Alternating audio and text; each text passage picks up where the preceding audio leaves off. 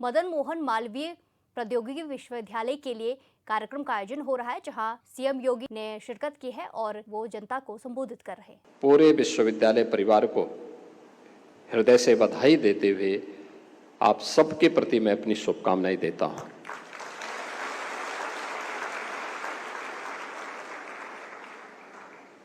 मेरे लिए प्रसन्नता का विषय है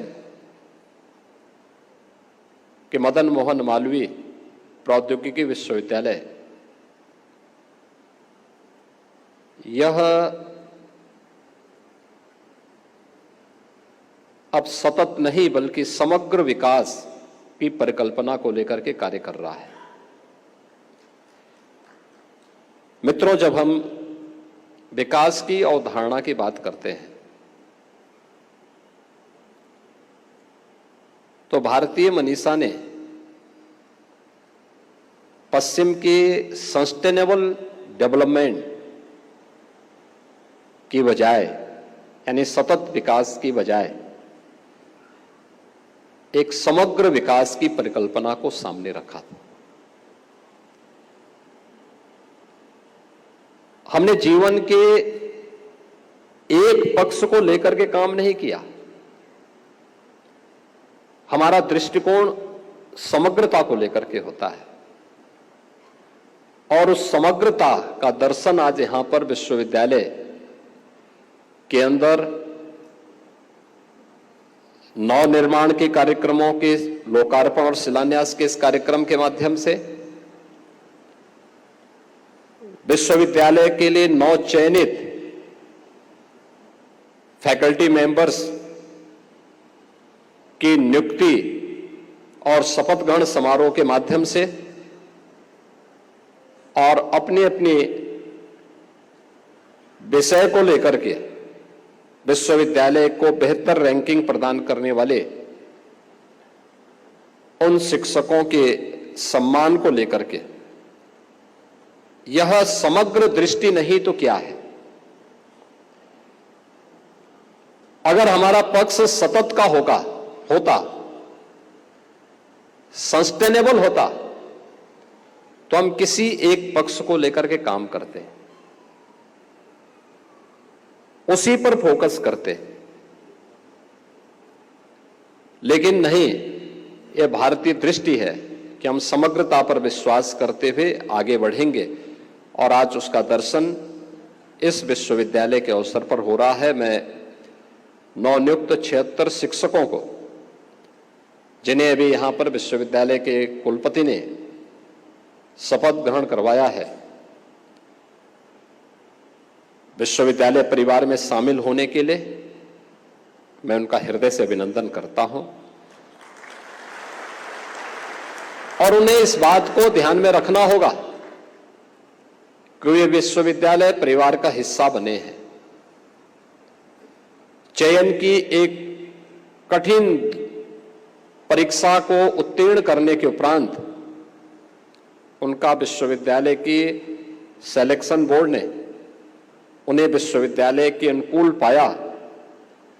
अब उनका दायित्व होना चाहिए, जिस कार्य के लिए उनका चयन हुआ है वे उस कार्य में अपने आप को उन्हें साबित करना होगा।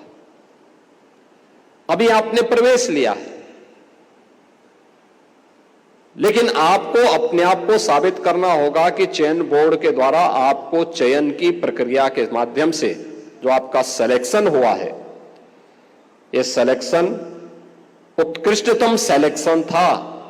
विश्वविद्यालय के विकास की, समग्र विकास की इस प्रक्रिया का हिस्सा बनकर के जब आप कार्य करेंगे और अपने आप को साबित करने का जो अवसर जो बार बार आपको प्राप्त होगा, तो वही आपके लिए एक अवसर भी होगा।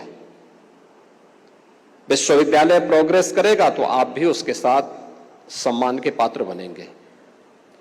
विश्वविद्यालय पे अगर कहीं कोई डेंट आएगा तो याद रखना, कोई व्यक्ति ये नहीं कह सकता कि मैं उससे बचा रह पाऊंगा।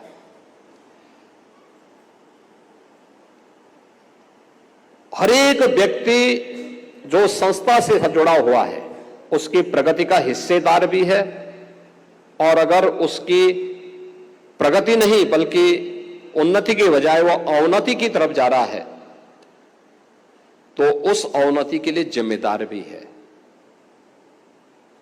ये दोनों चीजें जीवन में समान रूप से चलती हैं। कोई भी सफलता टीम वर्क से ही प्राप्त होता है और कोई भी विफलता जब टीम वर्क में सभी सदस्य केवल अपने लिए तो सोचते हैं, इंस्टीट्यूशन के हित में नहीं सोचते, तो उस आपसी खींचतान के कारण उसके विकास पर प्रतिकूल असर पड़ता है। और अगर वह कोई इंस्टीट्यूशन है तो उसकी रैंकिंग भी उससे प्रभावित होती भी जाती है। आज का समय एक प्रतिस्पर्धा का समय है।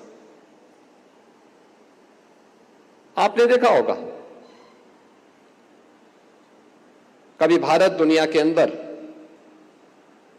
शिक्षा में, तकनीक में दुनिया का मार्गदर्शन करता था। हम विश्व गुरु कहलाए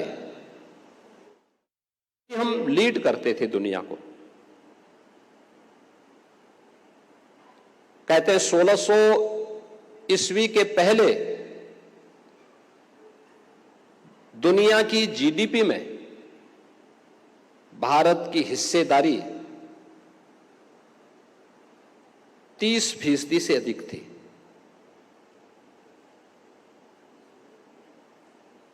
और यह तब तक भारत ने बहुत कुछ खोया था। यानी अगर 10वीं सदी को हम देखें तो 10वीं सदी तक भारत का दुनिया की जीडीपी में आधे से अधिक की हिस्सेदारी अकेले भारत की हुआ करती।